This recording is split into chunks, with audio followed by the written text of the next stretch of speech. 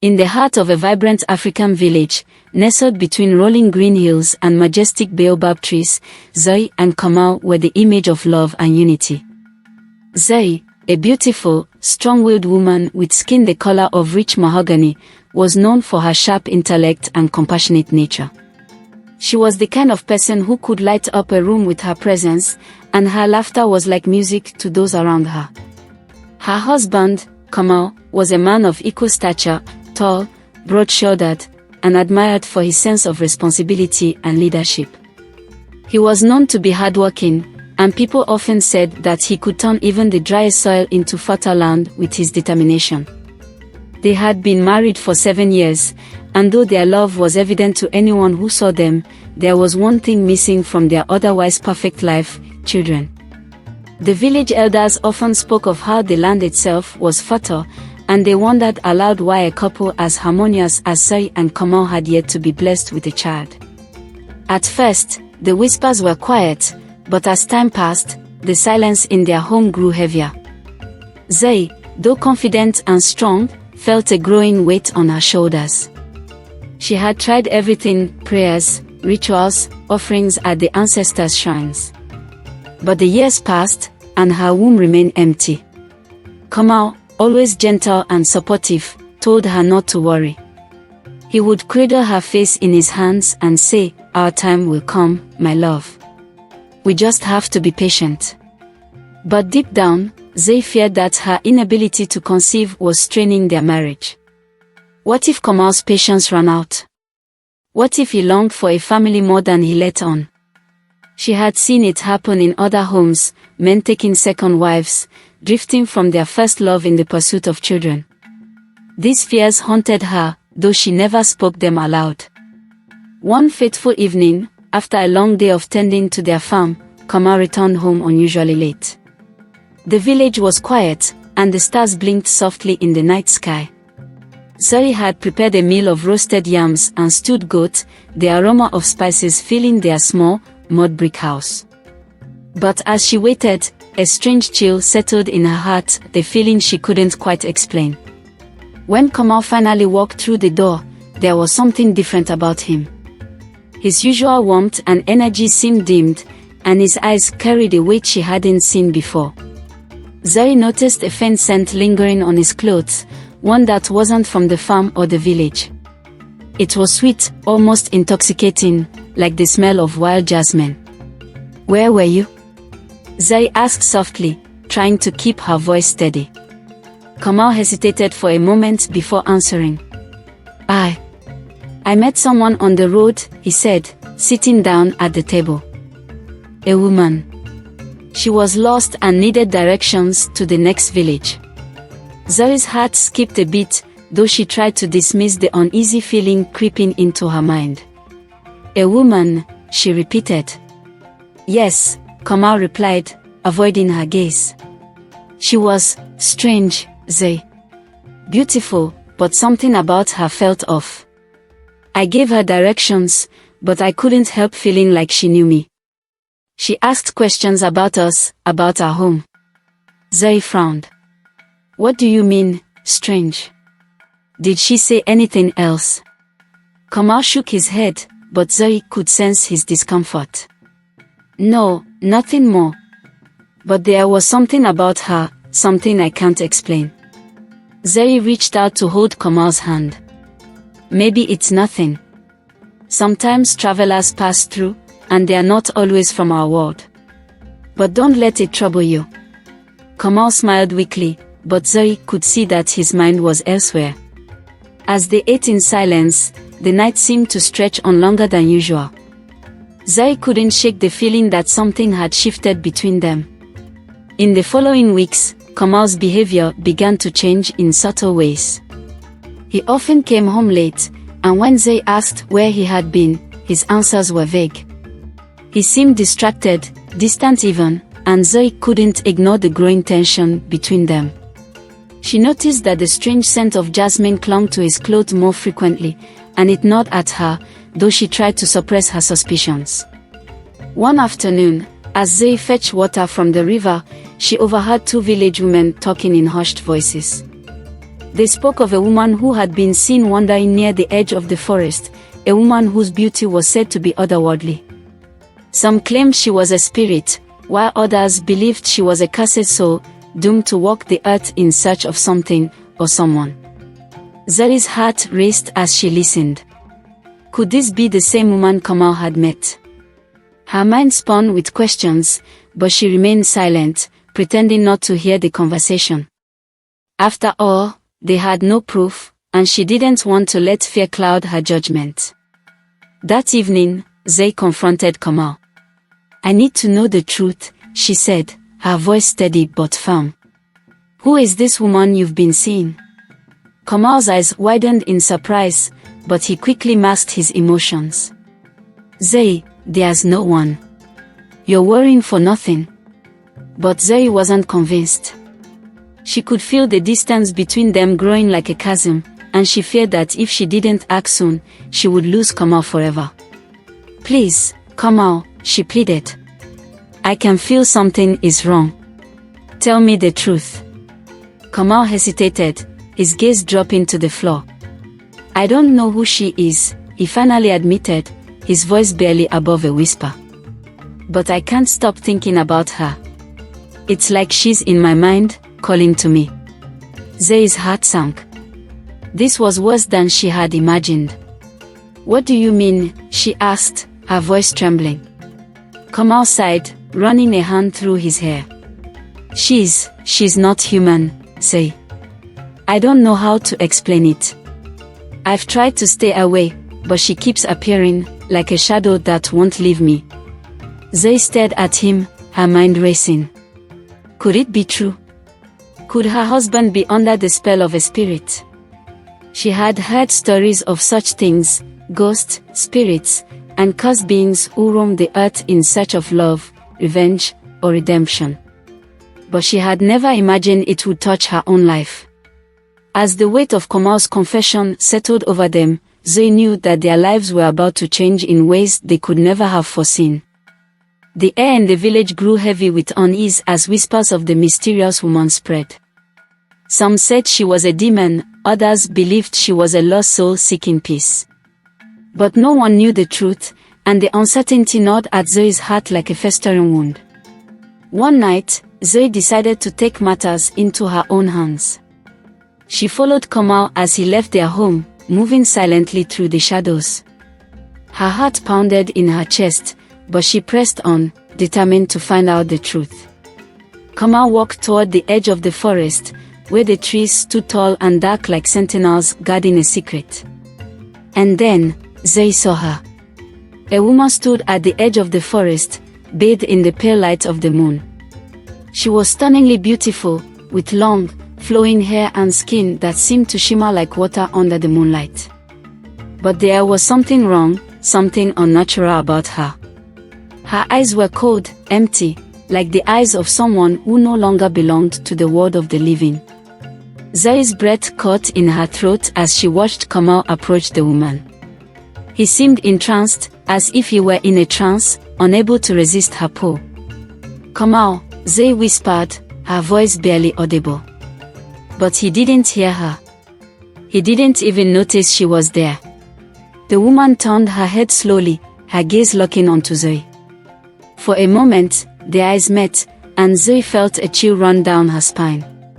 The woman smiled, a cruel, knowing smile, and Zuri realized with a sinking feeling that this was no ordinary woman. She was a ghost. Zuri stood frozen as the ghost gaze lingered on her. The air around her felt thick, as though the earth itself were holding its breath. The ghost smile deepened, her face now illuminated by the pale glow of the moon. Zuri knew that she couldn't stay hidden any longer. She had to confront this entity before she lost Kamau completely. Stepping out from the shadows, Zuri called out, "Who are you? What do you want with my husband?" Kamau, startled by Zuri's voice, snapped out of his trance-like state. He turned to see his wife, standing tall, her eyes burning with a mix of fear and determination. The ghost, however, did not flinch. She tilted her head slightly, her expression unchanging. "I am not of your world," the ghost replied, her voice soft but chilling, like the wind through a graveyard. Your husband called me here. Zuri's heart pounded in her chest. He would never call for you. He belongs to me, to our home, our life. Leave him alone. The ghost eyes flickered with amusement. Does he?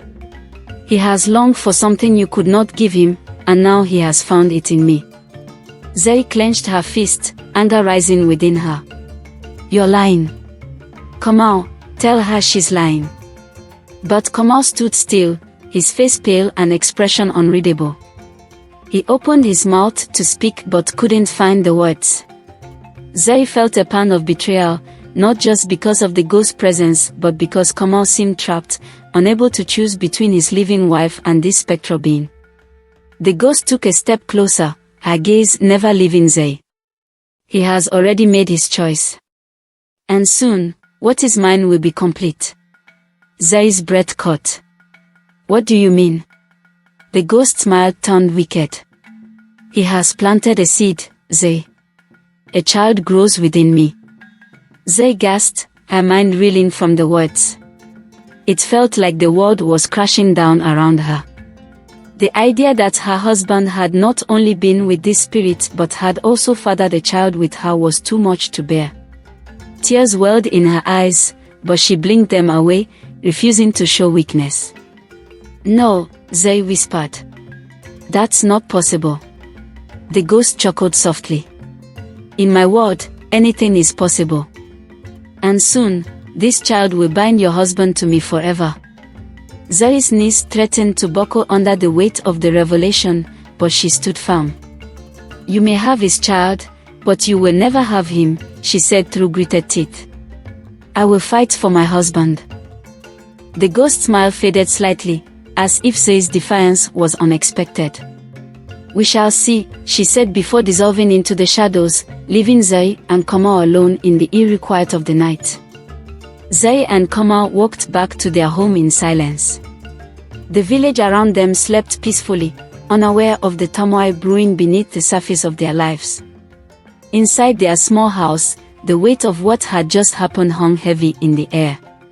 Kamau sat at the edge of the bed, his head in his hands, while Zuri stood near the window, her mind racing. She wanted to scream, to demand answers, but she feared what Kamau might say. She had always been strong, but this was beyond anything she had ever imagined. Is it true? Zuri finally asked, her voice barely a whisper. Did you really father a child with her? Kamau looked up, his eyes filled with shame and guilt. I don't know how it happened, Zuri, he said, his voice hoarse. I never meant for any of this. I don't even understand what she is, or how she came into my life. Zuri turned to face him, her eyes blazing. You should have told me the moment you knew something was wrong. You should have come to me. Instead, you kept it secret, and now look where we are. Kamau stood, crossing the room to take Zuri's hands in his. I was afraid. Afraid you'd leave me, afraid that I'd lose you forever. But you have to believe me, I didn't choose this. Zuri pulled her hands away. But you let it happen, Kamau. You let her get into your mind, into our lives. Tears streamed down her face as she felt the full weight of his betrayal. She had trusted him with her heart, her soul, and now it felt as though he had torn them apart. You must make this right, she whispered. I can't live like this, with her haunting us, with this child threatening to tear us apart. Kamau nodded, his face etched with sorrow. I will do whatever it takes. I'll go to the village shaman, I'll seek help. But Zuri, please don't leave me.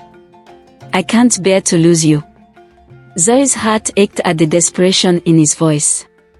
Despite the pain, despite the anger, a part of her still loved him deeply. But the ghost's presence, and the child she carried, loomed over them like a dark cloud, threatening to destroy everything they had built together. I won't leave, Zuri said finally, her voice soft but resolute. But you need to fix this, Kamau. And fast. Kamau nodded, relief washing over his face. He pulled Zuri into his arms, holding her tightly, as if afraid she might slip away at any moment. But as Zuri rested her head against his chest, her mind wandered to the ghost and the child she carried. What kind of life was growing within a spirit? And what would it mean for their future? The next morning, Kamau and Zuri set out to find the village shaman, Mzi Abesai, an old man whose wisdom and knowledge of the spirit world was unmatched. His small hut sat at the edge of the village, surrounded by thick trees and plants that were said to have magical properties.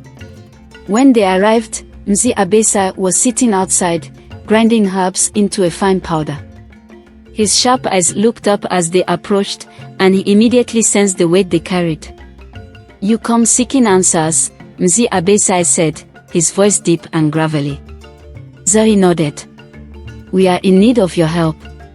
There is a spirit, a ghost.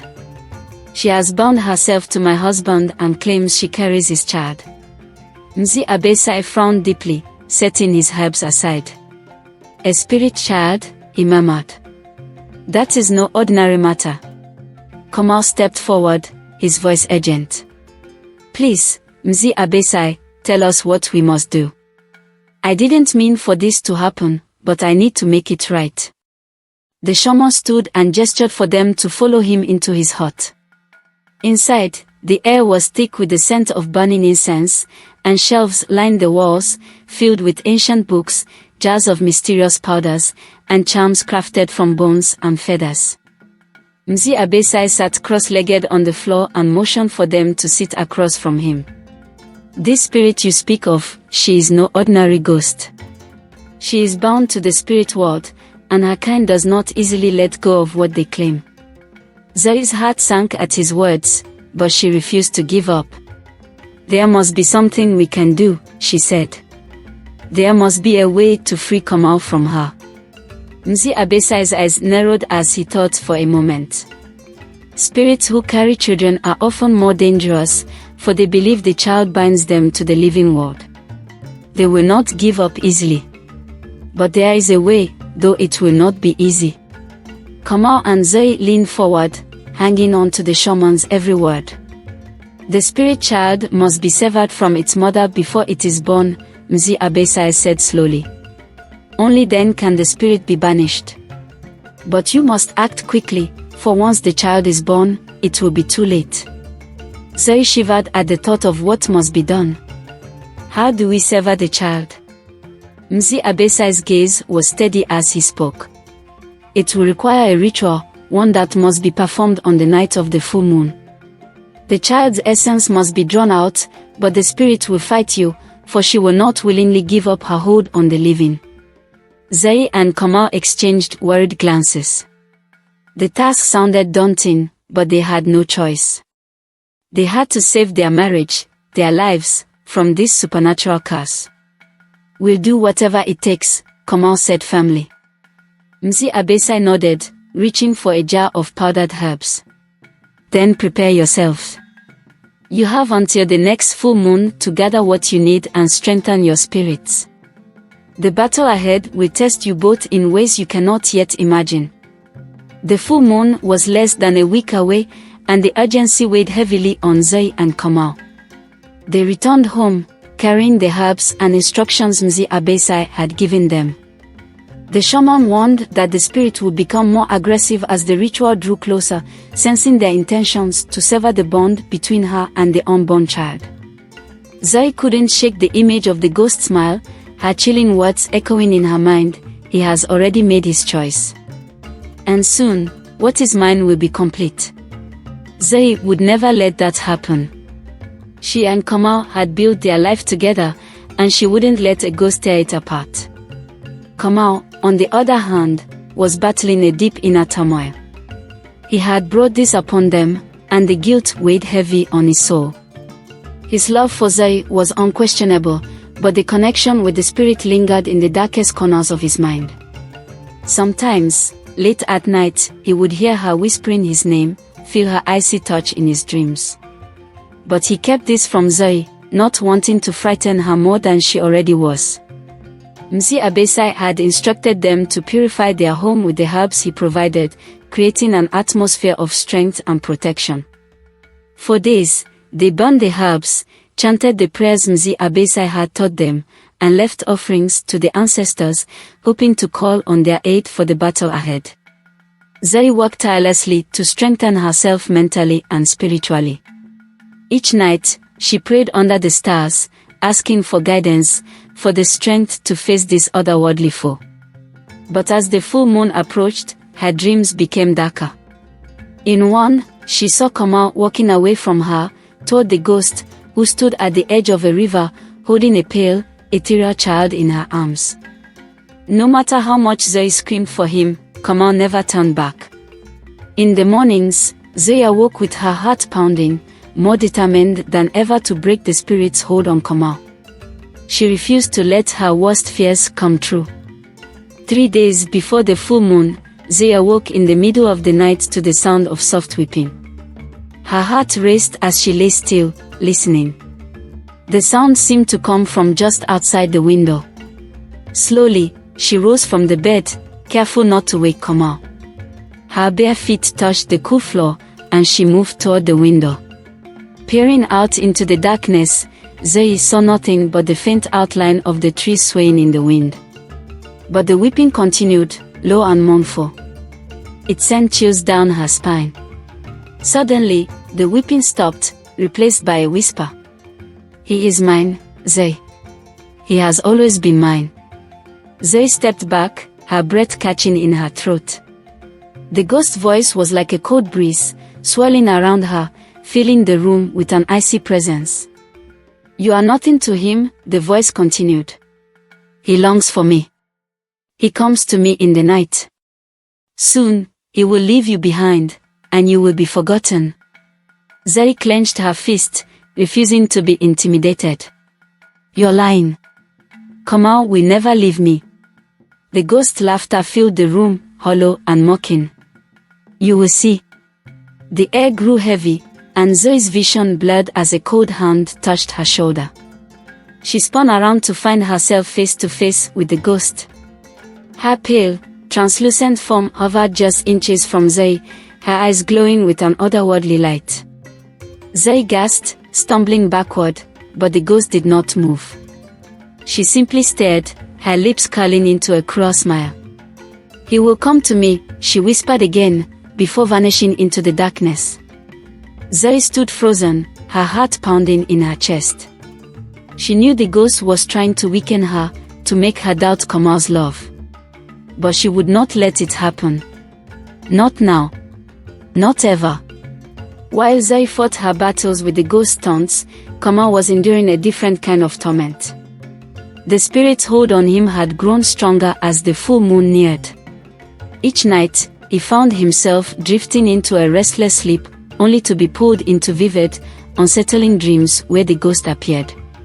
In these dreams, she was always alluring, her touch cold but enticing. She whispered promises of a future together, a child that would unite their worlds. And no matter how much Kamau tried to resist, he felt himself being drawn deeper into her spell. One night, the dream felt more real than ever. Kamau found himself standing in a dark forest, the trees tall and looming.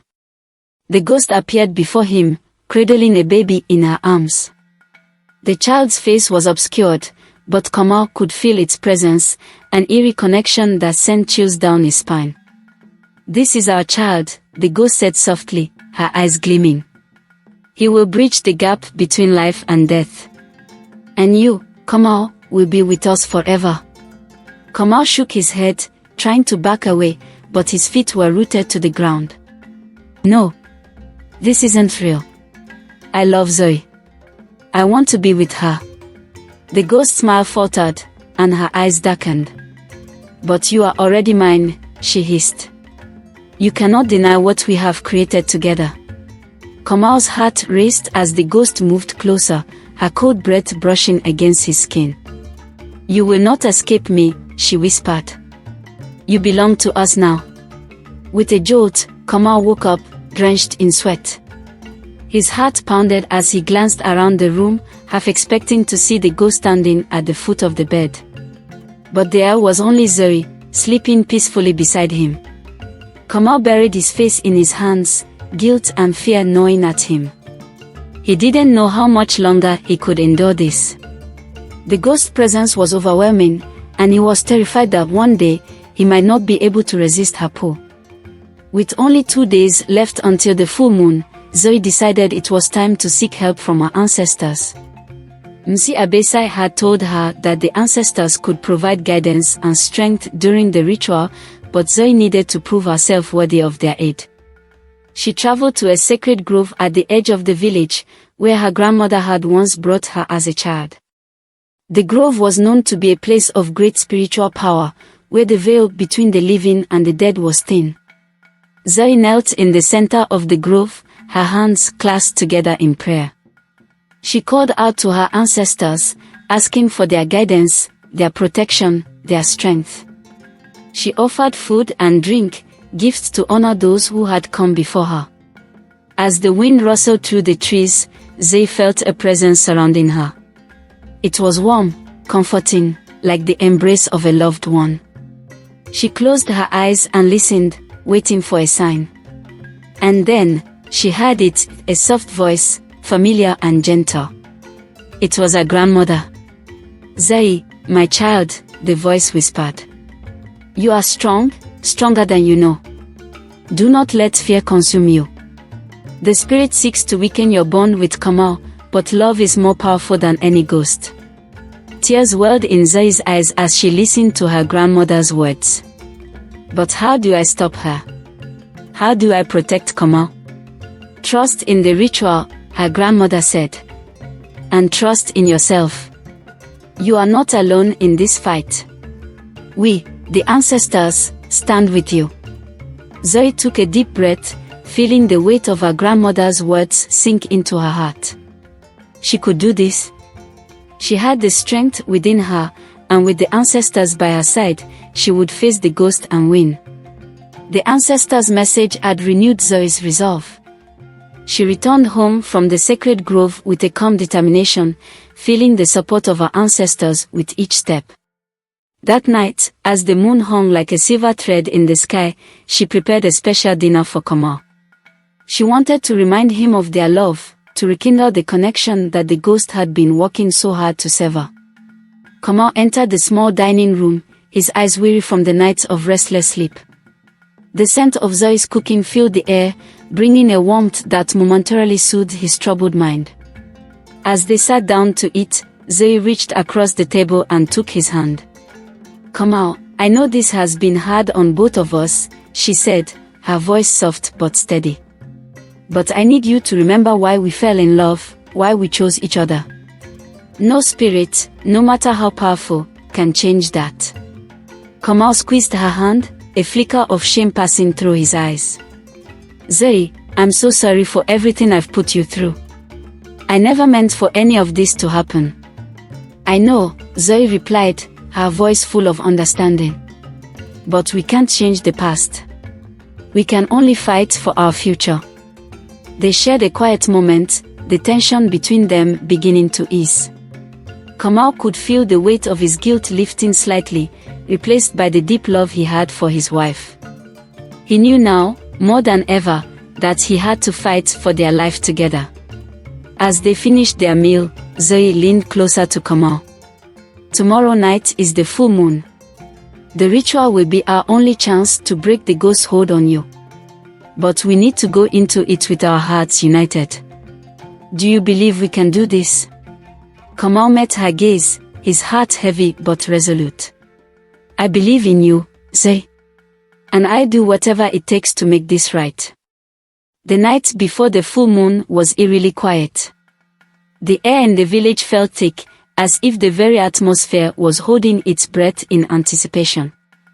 Zuri and Kamau prepared for the ritual with great care, following Mzi Abesai's instructions to the letter. The herbs had been gathered, the protective circle drawn, and the chants memorized.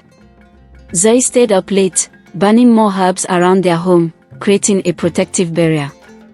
She felt the ghost's presence lingering just beyond her senses, as if waiting for her moment to strike. Kamau, despite his exhaustion, sat with Zuri as she walked. His mind wandered back to the dreams, to the ghost's promises. But this time, he pushed those thoughts aside. He had made his choice, and he chose Zuri. In the quiet of the night, Kamau found himself speaking aloud to the ancestors, something he hadn't done since childhood. "I don't deserve your help," he whispered. "But please, protect Zuri. She's the one who deserves to be saved." The wind picked up outside, rattling the windows, and for a moment, Kamau thought he heard a voice, a low, distant murmur, like the whispers of spirits. But when he strained to listen, the sound faded into the night. Zuri, noticing the change in Kamau's expression, walked over to him and placed her hand on his shoulder. "You're not in this alone," she said. "We're in this together." Kamau nodded, feeling a warmth spread through him. "I know. And that's what's going to get us through tomorrow." As the sun set on the day of the full moon, a heavy silence settled over the village. The night air was thick with anticipation, and Zuri could feel the ghost's presence growing stronger. She and Kamau stood in the center of their home, surrounded by the protective circle Mzi Abesai had instructed them to create. Zuri lit the sacred herbs, their fragrant smoke curling through the air as she began to chant the words Mzi Abesai had taught her. Kamau, standing beside her, held a small talisman the shaman had given him, his heart pounding in his chest. Outside, the full moon climbed higher in the sky, casting a pale light over the village. The air seemed to hum with energy, and Zuri could feel the ghost drawing nearer. Suddenly, the temperature in the room dropped, and a cold breeze swept through the house. Zuri's breath caught in her throat as the figure of the ghost began to materialize before them, her ethereal form glowing in the moonlight. She stood at the edge of the protective circle, her pale eyes fixed on Kamau. "You cannot stop this," she whispered, her voice echoing through the room. "He is mine." Zuri's heart raced, but she kept chanting, her voice steady and strong. The ghost stepped closer, her form flickering as she pressed against the invisible barrier of the circle. Kamau gripped the talisman tighter, his jaw clenched. "You don't control me," he said, his voice firm. "I choose Zuri. I choose our life together." The ghost's expression darkened, and her form wavered as if she was struggling to maintain her presence. "You cannot deny what we have created," she hissed. "The child is part of you." Zuri's voice grew louder, her chants filling the room with a powerful energy. The smoke from the herbs thickened, swirling around the ghost, forcing her back.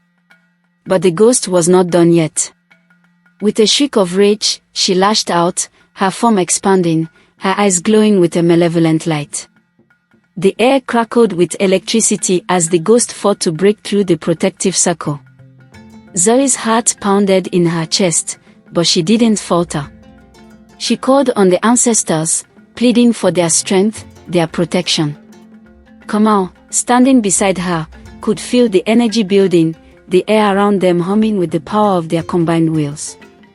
The ghost let out another scream, her form beginning to dissipate as the power of the ritual took hold. "You cannot defeat me," she howled. "He will always be mine." But Zuri's voice never wavered. She chanted the final words of the ritual, and with a burst of light, the ghost was banished from the room, her form dissolving into the night. For a moment, the air was still. As the ghost form dissolved into nothingness, silence descended over the room. Zuri lowered her hands, her chants fading into the quiet night. Kamau stood beside her, his chest rising and falling with heavy breaths, his hand still clutching the talisman. The oppressive energy that had filled the house was gone, replaced by a stillness that felt almost sacred. Zuri turned to Kamau, her eyes searching his face for any sign of the ghost's lingering influence.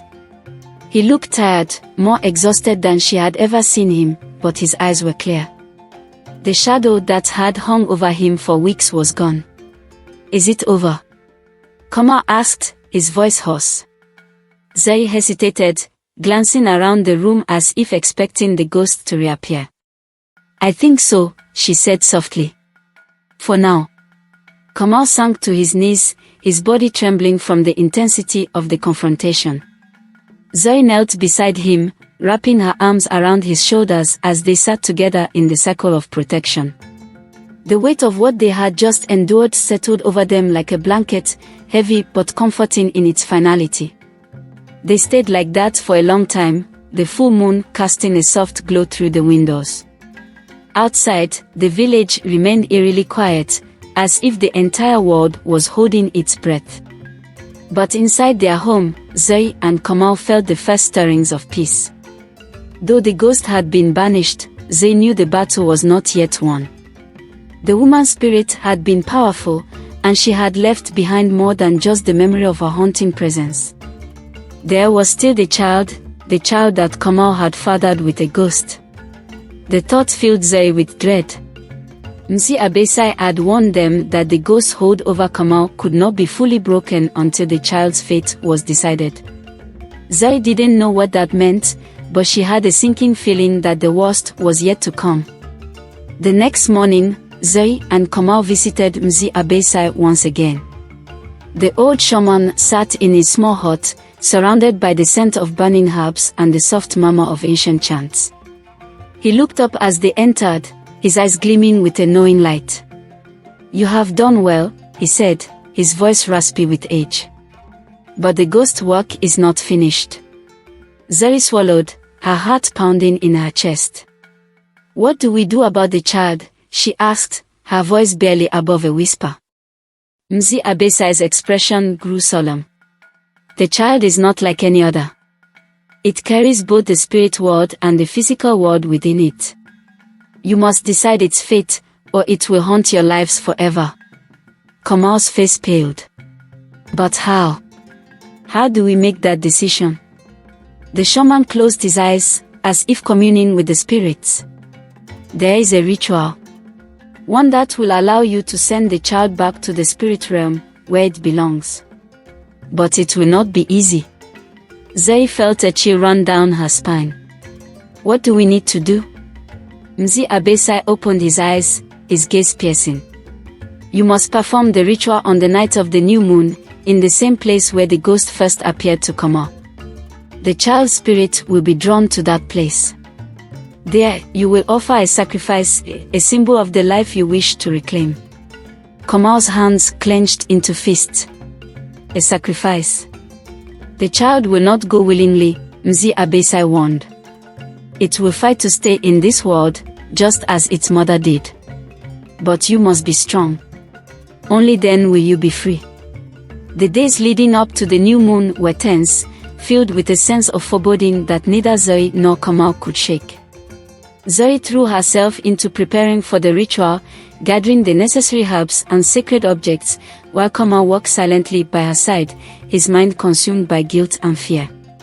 On the night of the new moon, they made their way to the clearing where Kamau had first encountered the ghost. The air was thick with an unnatural stillness, as if the forest itself knew what was about to happen.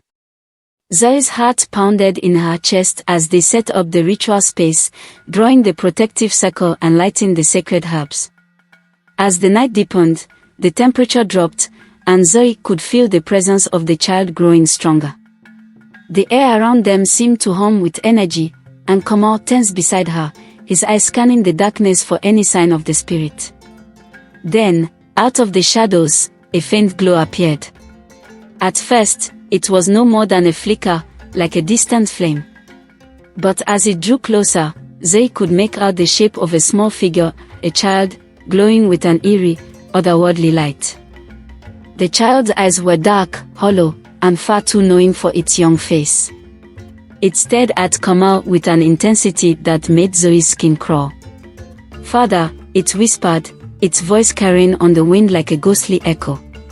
Kamau's breath caught in his throat, and for a moment, he looked as if he might step out of the protective circle. Zuri grabbed his arm, holding him back. "Don't," she whispered. "It's not real. It's the ghost child." The child tilted its head, its expression twisting into something cruel. I am real, father. You cannot deny me. Kamau's face was ashen, his eyes wide with fear and regret. What do we do? He whispered, his voice trembling. Zuri swallowed hard, her heart pounding in her chest. We performed the ritual, she said, her voice steadier than she felt. We send it back. With trembling hands, Zuri began the chant, calling on the ancestors and the spirits of the land to guide them. The child stood at the edge of the protective circle, its eyes fixed on Kamau with a look that sent chills down Zuri's spine. As she chanted, the child's form flickered, its glow dimming slightly. But it didn't disappear. Instead, it stepped closer, pressing against the invisible barrier of the circle. You cannot send me away, it hissed, its voice laced with malice. I am part of you. Kamau's face was pale, his hands shaking as he held the talisman Mzi Abesai had given him. I'm sorry, he whispered, his voice breaking. I'm so sorry. Zuri's voice grew louder, her chant filling the air with a powerful energy. The child let out a piercing scream, its form beginning to waver as the ritual took hold. But just as Zuri thought they were succeeding, the child lunged forward, breaking through the barrier and grabbing Kamau's arm. Kamau cried out, stumbling backward as the child's ghostly fingers dug into his skin. No! Zuri shouted, reaching for Kamau. But before she could act, the child's grip tightened, pulling Kamau toward the darkness. With a final, desperate cry, Zuri completed the chant, raising her arms toward the sky. There was a blinding flash of light, and the child let out a blood-curdling scream as its form was torn from Kamau's body. The clearing fell silent once more, the child's presence gone. Kamau collapsed to the ground, gasping for breath, while Zuri rushed to his side. Kamau was weak, his body trembling as Zuri helped him sit up. His skin was cold, and dark marks were left where the ghost child had gripped him, a reminder of the spirit's hold on him. Zuri's heart ached seeing the toll it had taken on him. You did it, Kamau whispered, his voice barely audible. You saved me. Zuri shook her head, tears welling in her eyes. We are not done yet, she said. The ghost may be gone, but we still need to heal. Kamau nodded weakly, leaning against Zuri for support. I never wanted this, any of this. I didn't know. I know, Zuri said softly. But we'll find a way to move forward, together. They sat in the clearing for a long time, the weight of their ordeal pressing down on them. The night was still, the forest quiet, as if the world was finally at peace after the chaos they had endured. But deep down, Zuri knew that their journey was far from over. In the days that followed, Zuri and Kamau returned to their village, carrying the heavy burden of what they had survived. The scars left by the ghost, both physical and emotional, were still raw, and the path to healing seemed long and uncertain. Kamau had been marked not only by the ghost grip on his body but also by the guilt that weighed on his soul. He could not forget the child's haunting voice or the feeling of his connection to the spirit world. Despite Zuri's reassurance, he struggled to forgive himself. Zuri, on the other hand, had her own wounds to heal. Though she had saved Kamau, the betrayal still lingered between them like a shadow. She knew that if their marriage was to survive, they would need to rebuild their trust, brick by brick. But that would take time, and time was not something they had in abundance. One evening, as the sun set over the village, painting the sky in shades of orange and pink, Kamau and Zuri sat together on the steps of their home. The silence between them was heavy but not uncomfortable, a shared understanding of the pain they had endured. Kamau finally spoke, his voice soft and uncertain. Zuri, I don't know how to make this right. I don't know if I can. Zuri looked at him, her heart aching for the man she loved, the man who had been trapped by forces neither of them could fully understand. You don't have to fix everything right away, she said gently. But we have to start somewhere. Kamau nodded, his eyes filled with remorse. I want to make things right with you. I want to be the man you deserve. Zuri placed her hand on his, squeezing gently. I know you do. But we both need time to heal. We've been through so much. Let's take it one day at a time. Kamau lowered his head, his shoulders slumping under the weight of his guilt. I'll do whatever it takes, Zuri. I promise. As the weeks passed, the village began to buzz with whispers about Kamau and Zuri's ordeal. Though they had tried to keep their confrontation with the ghost a secret, rumors spread like wildfire, fueled by the mysterious disappearance of the pregnant woman that no one had really seen. Some villagers believed the woman had been a witch, others thought she was a spirit of vengeance sent to punish Kamau for his infidelity. Still, others whispered that Zuri had dabbled in dark magic to save her husband from certain doom. The truth, however, was far more complicated than the rumors could ever capture. Zuri tried to ignore the gossip, but it was difficult. Everywhere she went, she could feel the weight of the villagers' stares, hear the hushed voices that fell silent when she passed by. It was as if the entire village had been waiting for something to happen, and now that it had, they couldn't stop talking about it. Kamau, too, felt the eyes of the village on him. His once respected reputation had been tarnished by the scandal, and he found it hard to look his neighbors in the eye. Though no one confronted him directly, the judgment was palpable. The guilt he carried became heavier with every passing day. One afternoon, as Zuri was walking through the village square, she overheard a group of women talking in hushed tones. Did you hear? Kamau's wife has been practicing witchcraft, one of them whispered. She summoned spirits to deal with that woman he was seeing. That's what I heard too, another chimed in. They say she made a pact with the ancestors. Dangerous business, that. Zuri's heart clenched, but she kept her head held high and continued walking. She had no time for gossip. There were more important things at stake. Despite their efforts to rebuild their lives, the rumors continued to grow, spreading beyond the village to neighboring communities. Eventually, the whispers reached the ears of the village elders, who summoned Zuri and Kamau to a meeting. The elders were revered figures in the village, known for their wisdom and guidance in times of crisis. When Zuri and Kamau arrived at the meeting, they were greeted with stern faces and solemn expressions. The elders sat in a circle, their eyes sharp with judgment. Zuri, Kamau, Elder Nayoka began, her voice firm but not unkind. We have heard troubling reports about the events that have taken place in your home. The village is concerned. Kamau lowered his head, unable to meet the elder's gaze, while Zuri stood tall, her heart pounding in her chest. She had expected this confrontation, but that didn't make it any easier.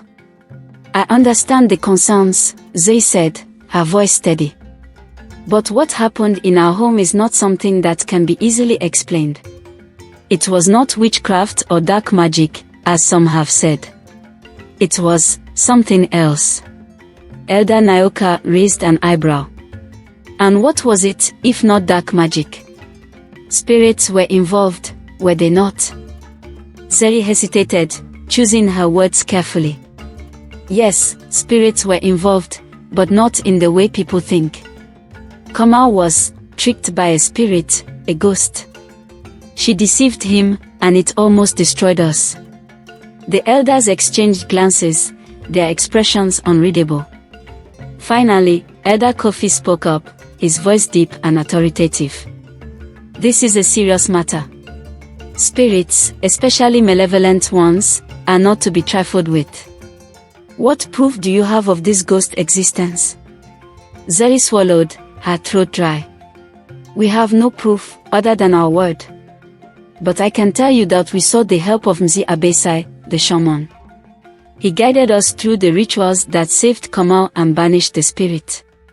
At the mention of Mzi Abesai, the elder's expressions softened slightly. The old shaman was well known and respected in the region, and his involvement lent some credibility to their story. Elder Nayoka leaned forward, her eyes searching Zuri's face. If what you say is true, then you have faced a great ordeal. But the village is uneasy. They fear that such spirits may return, and that your home may bring misfortune to us all. Zuri nodded, understanding the gravity of their concerns. I assure you, we have done everything we can to cleanse our home and protect ourselves. The spirit is gone. It will not return. The elder sat in silence for a moment, considering her words. Finally, Elder Naoka spoke again. We will trust your judgment, Zuri. But know this, if any more trouble arises, the village will not be so forgiving. We must protect our people. Zuri bowed her head in respect. I understand, and I thank you for your trust. We will not let you down. With the confrontation behind them, Zuri and Kamau were finally able to focus on healing, both as individuals and as a couple. They spent more time together, working on their marriage and finding ways to rebuild the trust that had been broken. Zuri, ever strong and resilient, had forgiven Kamau, but she knew that forgiveness was not enough. They needed to reconnect, to rediscover the love that had brought them together in the first place. Kamau, for his part, was committed to earning back Zuri's trust. He was attentive, patient, and willing to do whatever it took to prove that he was worthy of her love. One evening, as they sat together by the fire, Kamau took Zuri's hand in his eyes filled with sincerity. I know I've said this before, but I need you to know how much I regret everything that happened. You're the most important person in my life, Zuri. I'll spend the rest of my days making it up to you. Zuri smiled softly, her heart swelling with affection. I know, Kamau. And I believe you. We've been through so much, but we are still here. That means something. Kamau nodded, his grip on her hand tightening. It means everything. They sat in silence for a while, the warmth of the fire casting a soft glow over their faces. Though the scars of their ordeal would never fully fade, they had found a way to move forward, stronger than before. Months passed, and slowly, life began to return to normal for Zuri and Kamau. The village had moved on from the rumors, and the whispers that had once followed them everywhere had faded into the background. Kamau had returned to his work in the fields, and Zuri had resumed her duties as a healer, helping those in the village who were in need. Though their lives were far from perfect, they had found a sense of peace that had been missing for so long. One afternoon, as Zuri was tending to her herb garden, she felt a strange sense of calm wash over her. It was as if the weight that had been pressing on her chest for months had finally lifted, leaving her feeling light and free.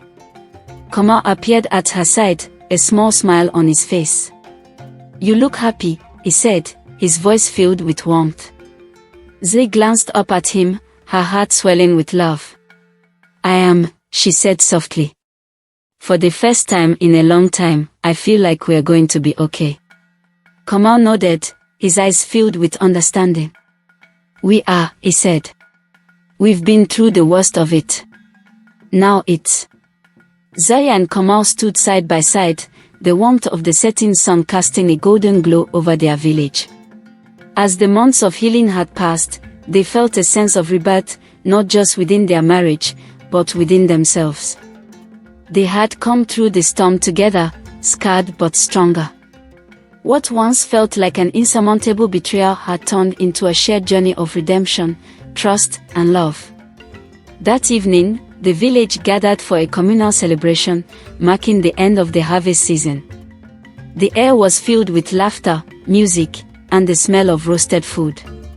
Zuri and Kamau stood hand in hand, surrounded by their people, but for once, the stares and whispers were replaced by smiles of acceptance.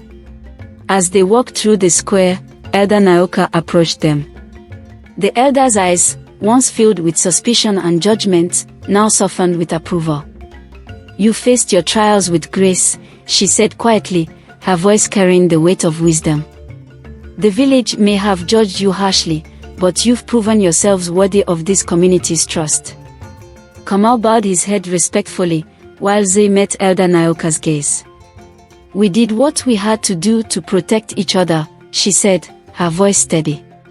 Thank you for giving us the chance to show that.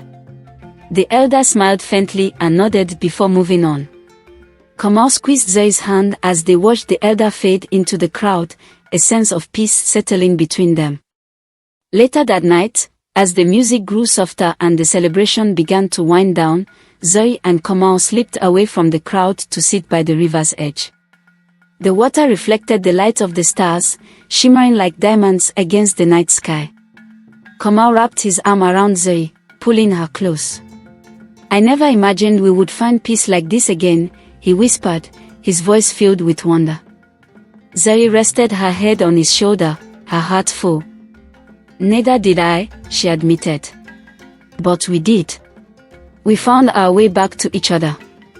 They sat in silence for a while, listening to the gentle flow of the river, both of them knowing that this was not the end of their story, it was a new beginning. Their marriage had been tested in ways neither of them could have predicted, but in the end, it had only made them stronger. As the stars twinkled above and the village celebrated around them, Zuri and Kamau knew that they had faced the darkness together and emerged into the light. They had survived the impossible, and now, they were ready for whatever the future would bring.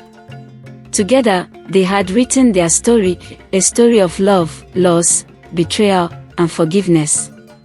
But most of all, it was a story of resilience. No matter what lay ahead, Zuri and Kamau knew they would face it as they always had, hand in hand. With the end of their journey marked by healing and forgiveness, Zuri and Kamau's tale becomes a reminder that love, when tested, can either break or be reborn, stronger, deeper, and eternal. They had chosen the latter, and in doing so, found a path to true peace.